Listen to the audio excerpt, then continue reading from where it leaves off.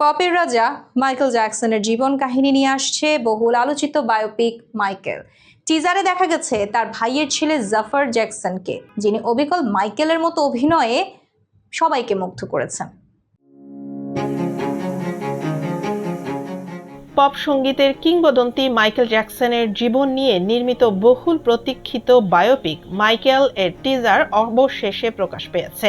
6 November অনলাইনে মুক্তি পাওয়া মাত্র 1 মিনিট 52 সেকেন্ডের এই টিজার ঝড় তুলেছে সামাজিক যোগাযোগ মাধ্যমে। ভক্তদের উচ্ছ্বাসে স্পষ্ট কিং অফ পপ এর প্রতি ভালোবাসা এখনো অম্লান।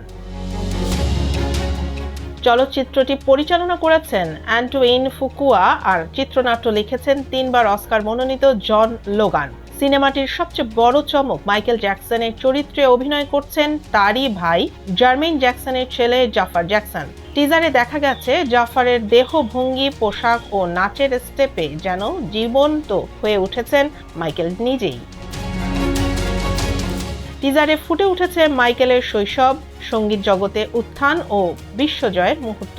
পাশাপাশি উঠে এসেছে তার জীবনের আবেগ, সংগ্রাম ও খ্যাতির আলো অন্ধকার দিক। ছবিতে আরও অভিনয় করেছেন Nia Long, Laura Harrier, Miles Taylor ও কোলম্যান ডোমিঙ্গো। 2009 সালে মৃত্যুর পরও মাইকেলের প্রভাব আজও বিশ্বজুড়ে অটুট। তার জীবনের গল্পকে নতুনভাবে বড় পর্দায় দেখাতে আসছে মাইকেল, যা বিশ্বব্যাপী মুক্তি পাবে 2026 সালের 24 এপ্রিল। ভক্তরা বলছেন এ যেন মাইকেলের আত্মারই পুনর্জন্ম।